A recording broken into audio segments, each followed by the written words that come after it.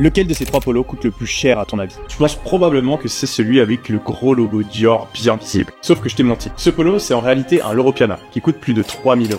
Et ouais, aujourd'hui, il existe de nouvelles marques qui cachent leur logo volontairement afin de pouvoir vendre encore plus cher. C'est la dernière d'une longue liste de techniques de manipulation que le luxe utilise pour pirater ton cerveau et contrôler tes désirs. Dans cette vidéo, on va voir les 5 techniques de contrôle mental utilisées par les géants du luxe pour pouvoir t'arnaquer et faire des milliards au passage.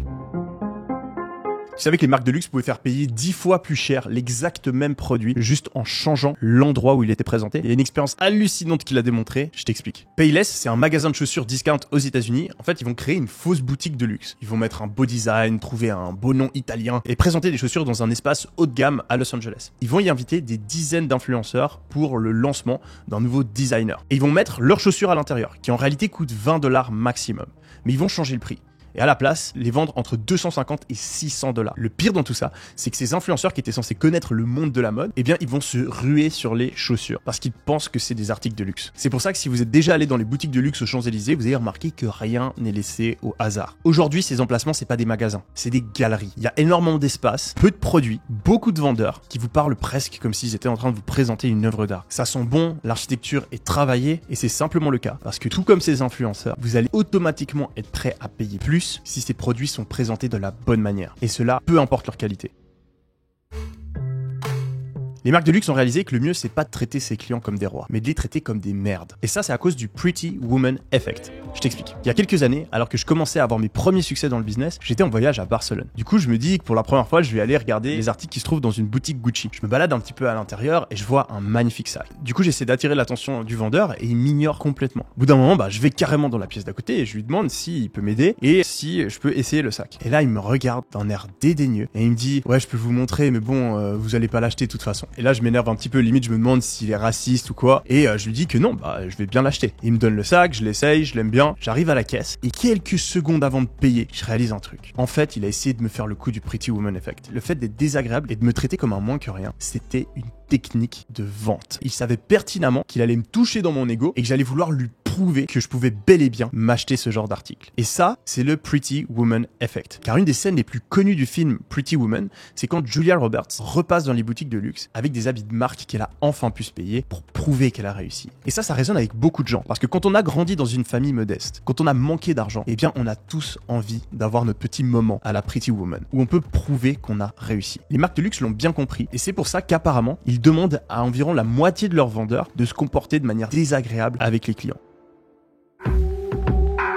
Tu sais pourquoi la meilleure technique de vente, c'est de te donner toutes les raisons pour lesquelles tu ne devrais pas acheter. C'est contre-intuitif, mais ça marche vraiment. Je t'explique. Il y a quelques années, je voulais acheter une formation en marketing à un des meilleurs entrepreneurs américains. Je me retrouve dans un call avec lui. Il me pose quelques questions sur mon business, sur ma vie, etc. Et au bout de quelques minutes, il me dit en fait, je pense pas que la formation elle est pour toi. C'est une formation pour les sites e-commerce américains. Ça va pas marcher en Europe. Et du coup, pendant plusieurs minutes, j'essaie de lui expliquer que non, que j'ai des sites à l'international, et puis que en général, les stratégies marketing des US, elles marchent aussi très bien en France. Je lui débite un tas d'arguments, et vers la fin du call, il me dit moi, je te conseillerais pas d'acheter, mais si t'es vraiment sûr de toi, je peux te donner un lien pour que tu puisses rejoindre le programme. Du coup, j'achète la formation, qui était d'ailleurs très bien, et à l'intérieur de cette formation, je vois qu'il y a un passage sur ce qu'on appelle l'anti-vente, qui est justement le fait d'inverser la tendance et d'arrêter d'essayer de vendre son produit, mais plutôt de faire en sorte que le client essaie de nous convaincre qu'il est la bonne personne pour acheter le produit. Ça avait marché sur moi.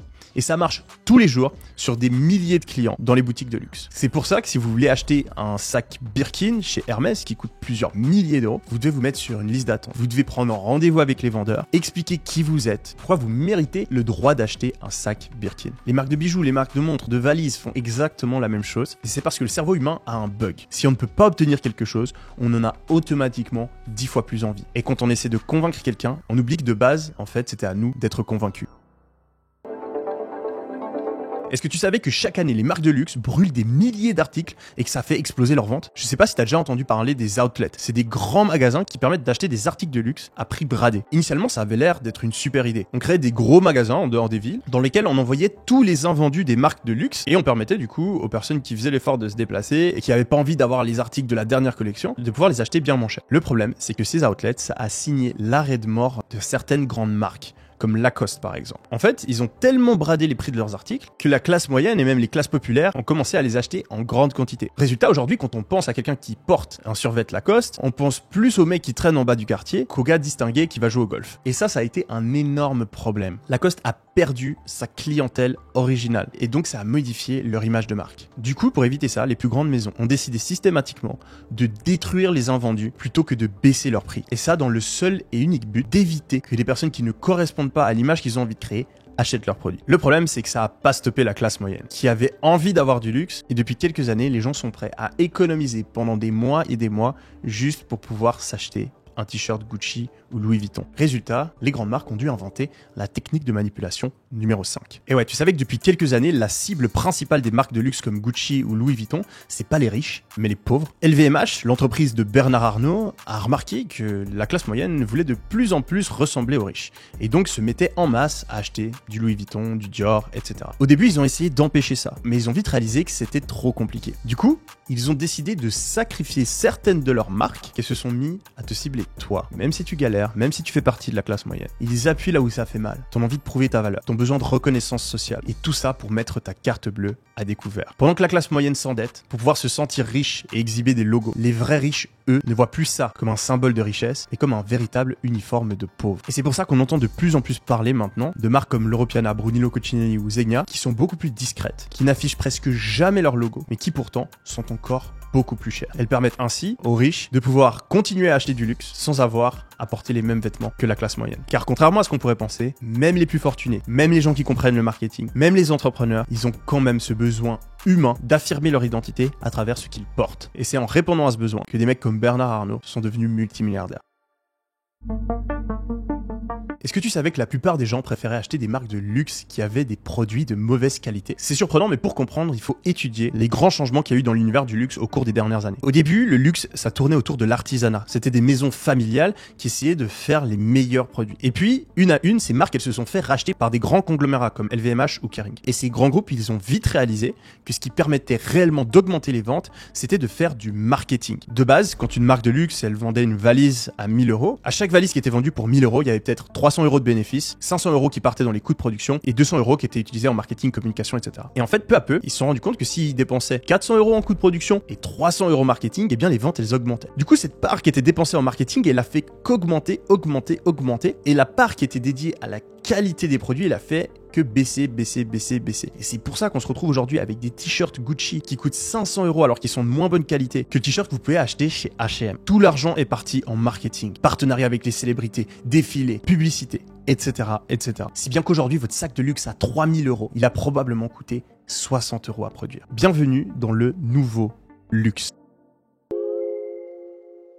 Tu sais que l'obsession des marques comme Hermès aujourd'hui, c'est d'essayer de se transformer en Bitcoin. En fait, pendant la crise du Covid, le prix de la plupart des objets de luxe a explosé, si bien qu'énormément de personnes se sont mis à investir dessus. Il y a littéralement des applications qui existent aujourd'hui qui permettent de suivre l'évolution du prix des biens de luxe. Et du coup, les marques de luxe, elles ont tout de suite compris qu'un des meilleurs arguments de vente qu'elles pouvaient utiliser, c'était de vous dire que vous alliez en fait gagner de l'argent en achetant chez eux. Et c'est pour ça qu'on entend de plus en plus d'histoires de sacs à main qui ont été achetés 1000 ou 2000 € et qui aujourd'hui en valent 7, de montres qui valaient 20 000 € et qui aujourd'hui se vendent à 60 000, ou même de certains manteaux, casquettes ou chaussures qui prennent en valeur avec le temps. La réalité, c'est que même si certains de ces articles augmentent, eh bien vous allez vouloir les porter. Vous allez les tâcher, vous allez les trouer, et là la valeur de revente, elle chute. Et que si votre but c'est vraiment d'investir et que vous n'avez même pas envie de les porter, eh bien en moyenne c'est quand même beaucoup plus intéressant et beaucoup plus sûr d'acheter des actions. Donc mon conseil, si vous achetez ce genre d'articles, c'est de le faire en premier lieu parce que vous les aimez, parce que vous avez envie de les porter, et de prendre le fait que ça peut augmenter en valeur dans le temps comme un bonus. C'est personnellement ce que je fais avec ma collection de montres. Alors oui, théoriquement, j'ai gagné de l'argent depuis que j'ai commencé à en acheter, mais je le fais avant tout parce que j'aime les porter et parce que je suis passionné. La réalité, c'est que la plupart des gens ont juste envie de s'acheter du luxe et qu'ils utilisent le fait que ce soit un investissement comme une excuse pour se donner bonne conscience. Et ça, les marques de luxe, elles l'utilisent à leur avantage.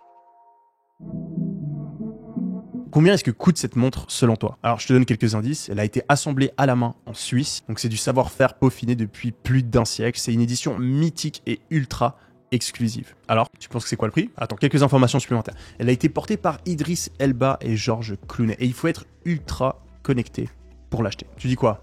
10 000, 20 000, 30 000, peut-être même 50 000 €? En tout cas, on est d'accord que c'est largement plus que 300 €. Et pourtant, je ne t'ai pas parlé une seule seconde de ses caractéristiques techniques. Le fait qu'elle soit ultra précise, étanche à 300 mètres, que ce soit des matériaux nobles et qu'il y ait une recharge automatique. Mais t'as quand même imaginé que le prix était délirant. Pourquoi? Parce que dans le luxe, l'important, c'est l'histoire du produit, pas les caractéristiques techniques de celui-ci. Savoir raconter l'histoire d'un produit, ça a un nom, ça s'appelle le storytelling et c'est une des techniques les plus utilisées dans le monde du luxe. Chaque bien a une histoire, une origine lointaine, un mystère qui pousse à renforcer le désir autour de celui-ci. Les marques de luxe vont bien sûr utiliser ça le plus possible et même créer ce fameux storytelling de toutes pièces s'il le faut. Ralph Lauren par exemple. Et on s'imagine une marque européenne vieille de plusieurs centaines d'années alors qu'en réalité elle a été créée en 1967 aux États-Unis par un juif dans le Bronx qui avait changé volontairement son nom quelques années auparavant et qui savait pertinemment qu'il devait positionner sa marque de cette manière s'il voulait augmenter les ventes. Mais c'est pas le seul. Aujourd'hui, les plus grandes marques de luxe n'ont plus rien à voir avec leur origine.